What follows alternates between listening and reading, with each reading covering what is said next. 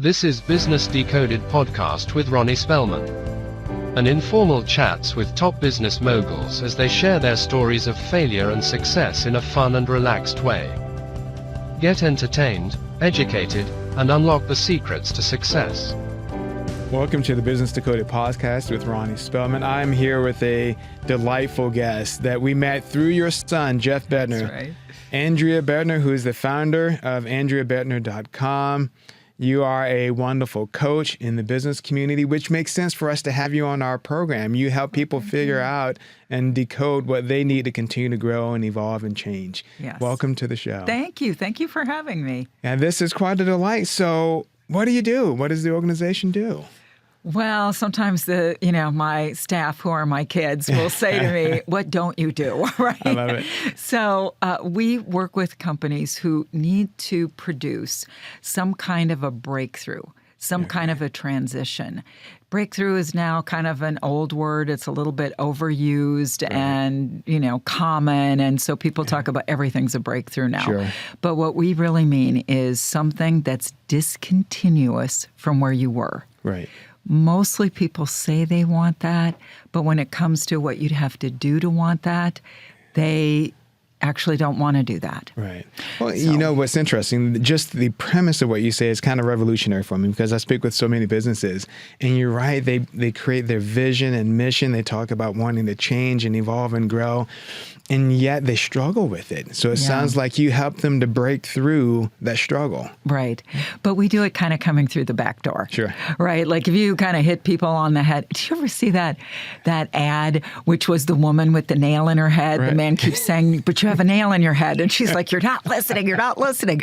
That's actually a lot of what our work with our clients ends up looking like. Right. So we have several processes that we use to help people find out where they're resistant to change, which mostly they know. Sure. But why are they resistant to change? Right. And what people usually work on is, okay, we know you're resistant to change. Let's just take a hammer to that and break through it, right?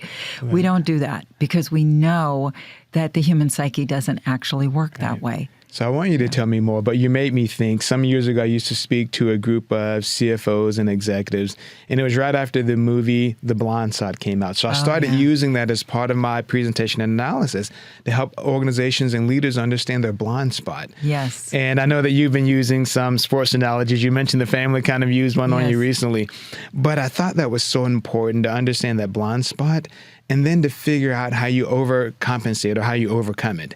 But before we get there, you're a speaker, you're an author, you do more than just coaching, you're a master integral coach. And you've done, again, so much when it comes to figuring out how to help businesses. But you mentioned helping these organizations through kind of the back door. Yes. How did that philosophy come about? I was speaking to an organization some years ago, and their logo had been developed nearly 20 years before I started working with them. The logo was old. It looked like kind of the Star Trek, Star Wars genre.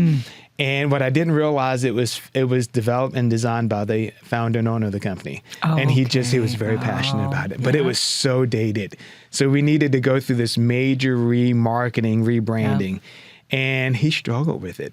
Yeah. And finally, I presented him with a few options for a marketing agency. The one organization that he liked wasn't because of their drafting ability, their project that they worked on, but they understood his struggle. And they approached it in a way that he felt really comfortable with. He felt comfortable in working. He built a friendship with them during that interview process. So it sounds like you've got a way to connect with businesses. Well, I have a way to connect with people who are in businesses, right? Yes. So there are times we actually do think of the business as a third entity. Sure. And that is one of the ways that we help people is by thinking about not only what do you think, what does the team think, but let's stop for a minute and consider if the business really had a voice, what would the business say right now?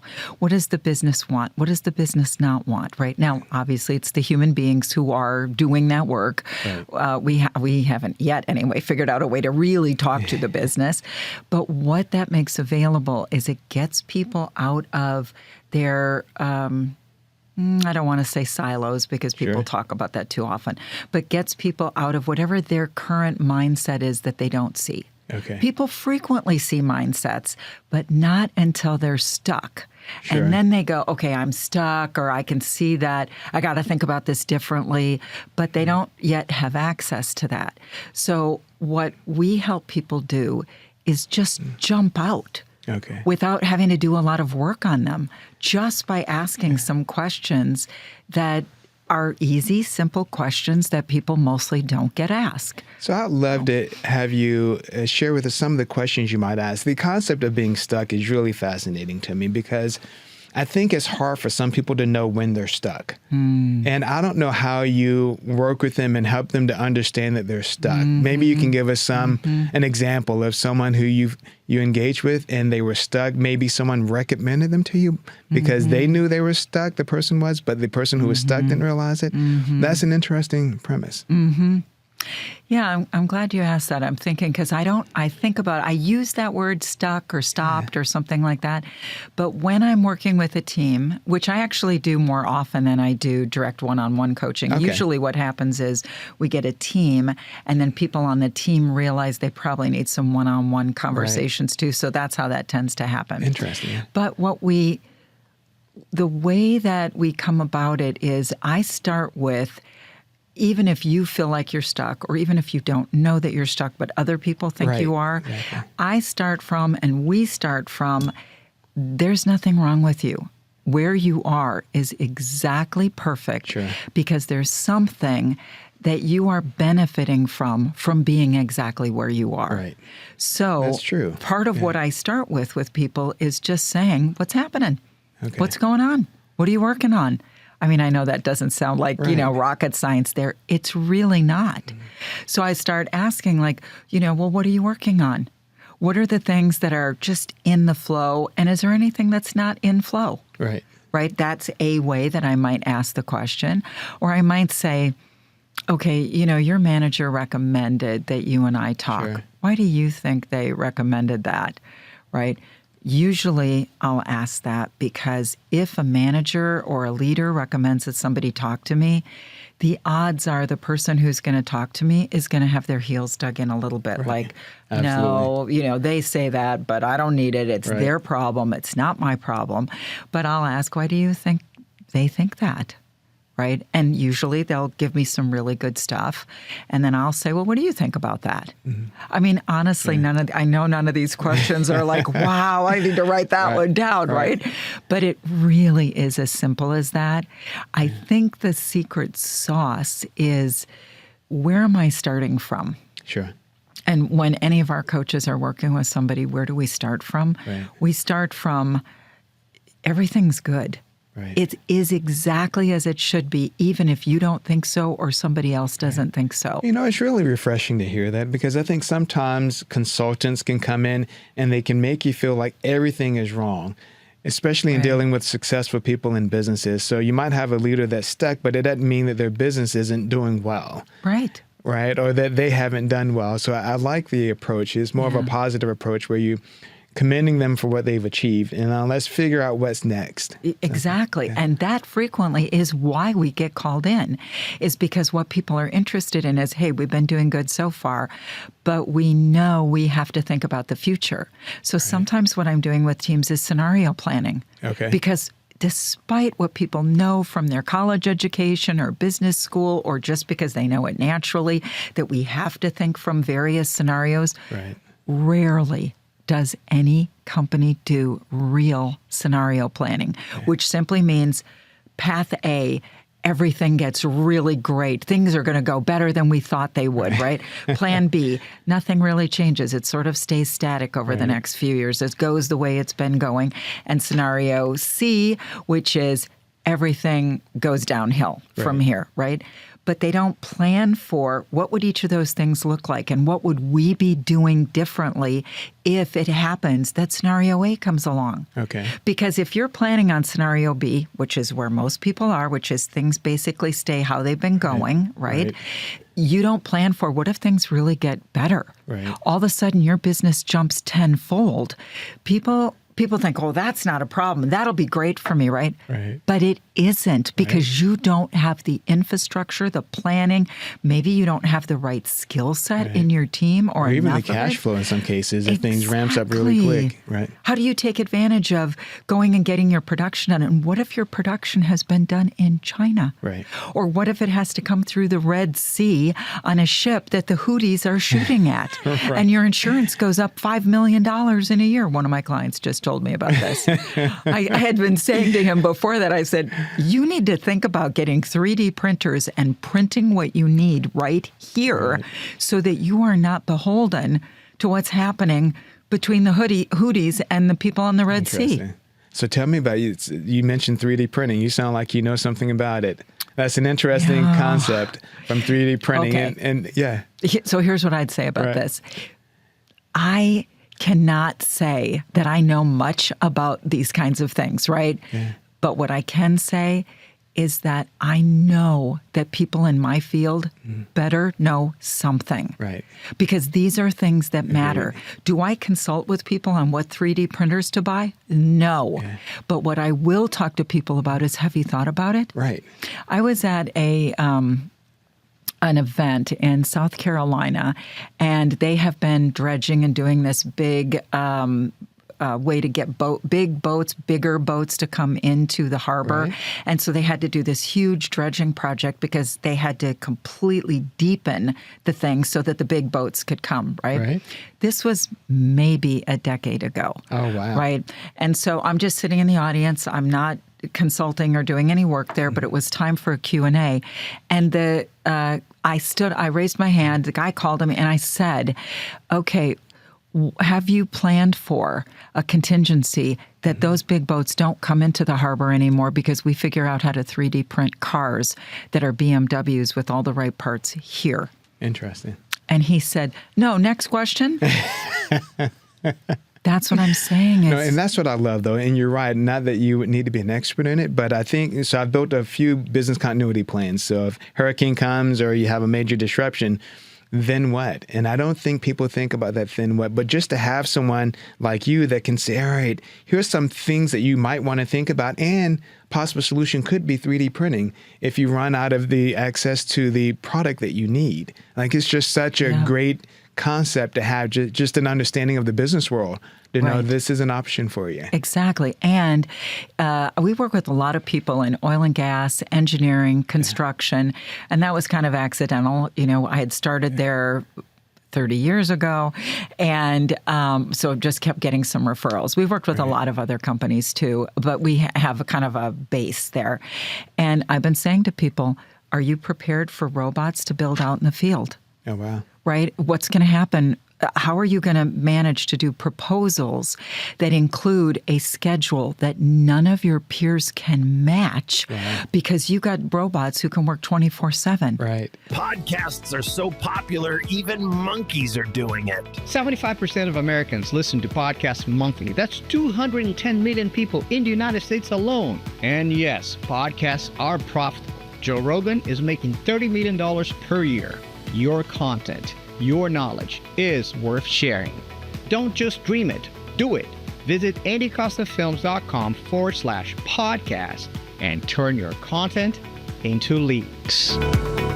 Where accidents don't kill people. Right. How are you taking advantage of that? Are you planning for that? Are you using digital twins yet? What are you doing, right? So a lot of what I actually do is thought partnering. That's fantastic. Right. And then once we're in a thought partnering conversation, we start looking at the human aspect of, where are you in the way of all of this that we're talking about? Yes, it sounds exciting, but how are you actually taking advantage of that? Or perhaps even stalling it. And that is a way we get to where people are stuck, which is totally through the back door. Right. See, I think you understated the questions that you asked, because I find them very insightful. Your approach to getting people to talk in a way that can give you some understanding of how to help them build that strategy. I was at an event not long ago, and the person used a quote from one of my favorite movies. Jerry Maguire was one of those. And he said, all right, I'm going to tell you something you already know, but help me help you. And I suspect that's kind of your approach as well. Like, help me understand your business and what you're struggling with and what the opportunity is, and I will help you figure it out. So oil and gas is one of your main areas of opportunity and interest, and interesting. Yeah, here's what I think about that. There's some industries that are doing well no matter what's happening. I mean, even when the price of a barrel of oil goes down and everybody kind of freaks out in that industry, they're still doing pretty well, right? It has been true. I'm not sure. I think this is changing, but it has been true that companies who are doing well tend to be willing to spend more money on things that they don't understand to support them in thinking about the future. Smaller companies or companies that feel like they're more in survival, who actually are the ones who really need to spend the money on those things, tend not to, because they don't understand what the value of working with somebody like the work you have been doing in the past and the work that we do. They don't understand how much impact somebody who's outside of your area of expertise, but who is looking from the future can help you think about. And it's also my view that there's not that many systems thinkers out there, people who think in big picture, big systems. That I totally agree with you. I think my training in engineering taught me that at a very early age. And I think we spoke briefly about this off camper, but because I started in engineering and efficiency, that's the only framework I think in. Like, how do we continuously improve? And so I'll speak to a group and give them some ideas, and they're like, that's really innovative. And for me, it's like, that's just common. Like, they see it as innovative. I'm thinking, that's just what I've been doing now for a really long time. And how come you didn't already know that, is what I want to say sometimes. But people do need us to come in with that level of experience and expertise that might just be normal for us. That's right. That's right. So you started, go ahead. No, please. You started in 2013. How did you begin the business, and why this area? Yeah. Well, I had been working in the arena of human transformation in business. Right? Now, transformation refers to IT, which I think is a sad comment on what's happened to human development in organizations, right? But I had been doing that for about 18 years before that, working in several consultancies. And I was working for a great company, a company that I truly loved. But one of the issues for small consultancies is they get in deep with a client. But the minute that client makes a change, the company's in trouble. And the company I'd been working for was actually, they knew that there was a danger in having so many eggs in one basket. But even though they had maybe gotten 10% of their business outside of that one client, and they were doing well. This was really a successful consultancy, but 90% of the business came from this one client. And the one client went, you know what, we think due to some internal stuff and people, some arguments between people internal to their company, decided, well, we'll pull back. That pullback really made an impact on our company. And so we were kind of in that phase, and there were measures that we had to take and things like that. And I just went to the company. I said, look, I can only work for free for so long. Right. So it's time. And, and the CEO of the company, who honestly was so brilliant and so intuitive. I really did love working with them.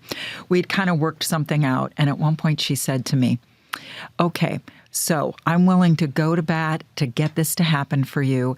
But she said, here's my question. Are you planning that you won't leave us until you decide to retire? And before that, I would have thought, yes, that's my answer. I won't leave until. But when she really asked me directly and I had to say it out loud, I said, no. I am not going to be here. And I was surprised myself at that answer. Right. And then we both kind of went, well, then I guess this is it. And she in that said, moment? Right in that moment. And that conversation was the last one I had with the company. Like, we knew right then there was no going any further. December 2nd, 2013, That was the end of Right. my working for anybody else. Wow. They say, and this is, it's a common statement, but they say necessity is the mother of invention, right? And I guess in that moment, the decision was made and you had no choice but to go out and create and innovate. I could have maybe found another company, Sure.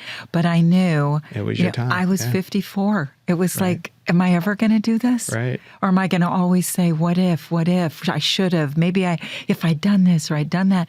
And then I thought, okay, I'm just going to do It's it. time. Right. I'm just going to do it. And the first few years were awful. Within 1 month of deciding to do this, my husband's business, which he had already sold, he had a couple of car washes, Right. which he sold, got sued. Oh. And we ended up getting sued personally Oh, wow. right within, it was not even 2 weeks from the time I said, I'm doing this. Right. And then I went, do I throw the towel in? This is a big roadblock. Wow. Like maybe I can't do this. And then I thought, no, I am seeing this through. I'm going to do it. I am, if you don't mind, I'm going to diverge a little because I Yeah. was just thinking of this the other day, and you saying that reminded me. I think sometimes whether it's an individual or whether a business, you get to a moment where it feels like everything that could go wrong does. The washing machine breaks at the same time. There's a car accident, you don't have transportation, or in a business, you think you're doing well, you've laid the foundation, everything is great, and then your main investor backs out, and then something else happened, and you think, oh my gosh, where do I get the strength to continue? How did you transition through all of that? It was interesting. I had joined about 1.5 years before that. I had joined a networking organization, global networking organization. And I didn't realize this when I joined, but most of the people in the organization were entrepreneurs who had actually made it big. Okay. The first thing I did was I started calling people and saying, I don't really know about I know my content of my work, Right. but I've not had to run a business before. Like, do I get investment? Right. Like, how do I do this? How do I do that? And every single person I called said, let me talk to you this day or right then, and said, Andrea, you can't do that because you're this kind of a business. Sure. That's not going to work. This is how you need to go. And I am pretty sure that I wouldn't have lasted as long as I did without this whole group of people who were completely, and all different kinds of entrepreneurs. Right. I mean, every kind of business you can imagine, from a sports manager to an environmental cleanup company to somebody who worked as a professor at a college. I mean, and more. Right. And all of those people just completely came out of the woodwork. That's fantastic. I may not have even gone into my own business had it not been for that. I knew that I sort of had these people in the background who would help. I think so many leaders, entrepreneurs, and people in general, they're afraid to ask for that assistance. They're not that it's necessarily ego. They're just maybe embarrassed to ask, afraid to ask, even for strong people. And my daughter's in college now, and I tell her the same thing. Don't be afraid to go seek guidance from a professor or someone else. Don't be afraid to ask. And you're right. If there was a message that Ronnie, could send to a lot of these entrepreneurs, it would be that. Don't be afraid to lean on that network and ask questions about either structuring the business well or marketing properly or social media. Exactly. So it's good to hear that you get that same philosophy. This is something that I have seen many times. I don't know if you saw it as well when you were working, but I would say mostly I find the people who won't ask are men. Right. Women. That's true. We are trained, most of us, from a young age to ask. Because we have our girlfriends, we have our family. We know that we don't do stuff by ourselves. Now, I'm not going to generalize and say that's always true of all women and all men, because it's not. Right. But the impact of having a cohort. And, lots of times I see entrepreneurs are like, they have this idea, they're brilliant, they're going to make something happen, they're really driven. Right. And then they let go of things like having a network. Right. True. Making sure their family knows what they're up to. True. I will also give a shout out to my husband, who has absolutely been my best supporter all the way along. We've been married 45 years now. Oh, wow. Mm-hmm. Congratulations. Thank That's you. amazing. And he has been for everything I ever wanted to do all the way along. Yeah. And that makes a difference. I've heard that from so many of our CEO successful guests, having that spouse that you can lean on and stand beside is just so critically important, creating the balance that's needed in business and at home. Yeah. So that's so neat to hear. You know, I'll tell you one of the secrets about that, which really is the foundation of all the work that we do, is something we call conscious doing. Okay. Now, those two words are not like unique or anything like that, but we really mean something when we say that. Right. Because one of the things that we have found, and I've seen this over and over again in my industry, you probably have seen it too, is that especially now people are saying, we do too much. You are too much into the doing. You know, you forget about the being part, and you just are so busy, and it's all this busyness, right? Right. But here's what I say is that is not entirely true. Because all this being that we're supposed to do, you know, do more meditation, which I am for, by the way, Right. and more downtime and things like that, all true. But then what people don't do is the critical piece that we bring, and that is, how do you marry being and doing? Right. Not how do you fragment them, not how do you just be more. Absolutely. How do you be in your doing? Interesting. And that is conscious doing. And that is one of the ways we get in through the back door, is we have people really look at, where is your doing unconscious? Where are you habitual? So you brought me the book. I'm going to hand that to you. You have to show it to the camera. So your book is called Doing. Yes, that's right. Doing. Tell us about the book then. Yes. It sounds like you gave kind of a brief summary Yes, in some respect. exactly, Yes. right? So what we do in this book is I give lots of examples of everyday things that business people go through, working with a team, working with an individual on the team who maybe is problematic for you, new thinking, systems thinking, all of that. Okay. How do you bring your awakeness, which I know is sometimes a bad word in some places now. I don't mean it by wokeness. Right. I really do mean being present. Right. How do you Aware. bring that, your awareness, to your actions? Right. So I actually have a bit of a disagreement, and I talk about it here with James Clear, who is that very famous guy who wrote Atomic Habits, which is a great book, by the way. I won't diss the book. But I am not for becoming more and more habitual, because the minute we go into habit, we stop thinking, which is the very design of the brain, so that you can think about something else and not how to drive to work, right? Right. So, but if everything becomes habitual, we stop thinking about it. So how are we going to create something that's going to be thoughtful, thinkingful? We can't. And that is what this book is about. I love it. And at the end of every single chapter, we have something that we call IAPs. Okay. Inquiries, actions, and practices. Nice. So that you can put into action everything that's in the chapter, or anything in the chapter that you think might be helpful for you. I love it. So this is not an academic book. Okay.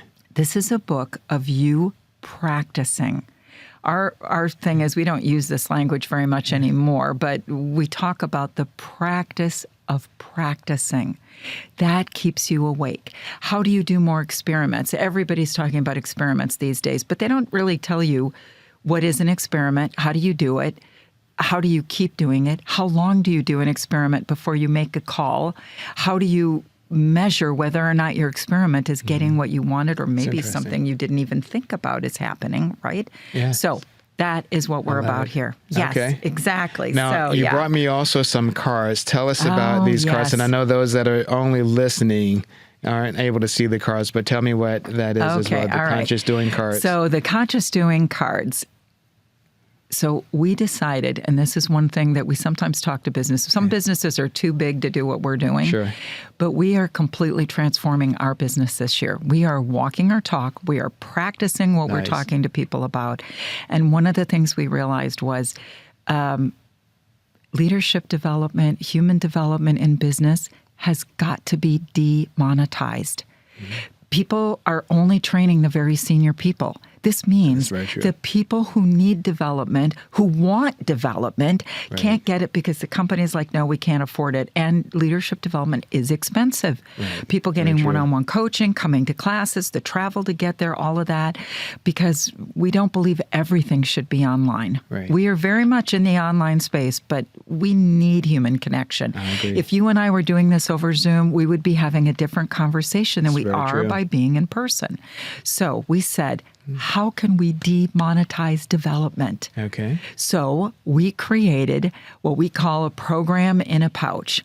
So we have this deck of cards. It's 52 cards.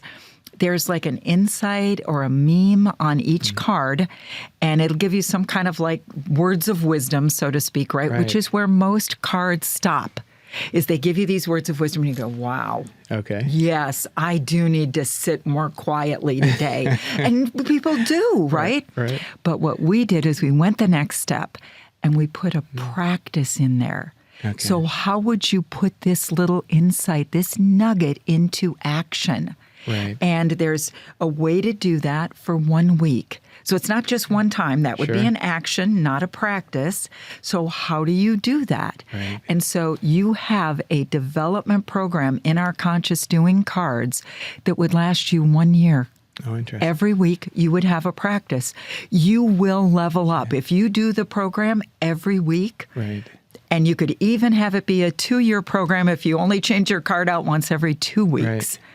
I mean, it's everyone's saying to us, oh my gosh, this is amazing. Well, and I will say to you that's amazing as well, because I think through my career, you have some of these programs and they tell you a good philosophy or a good idea, Yes.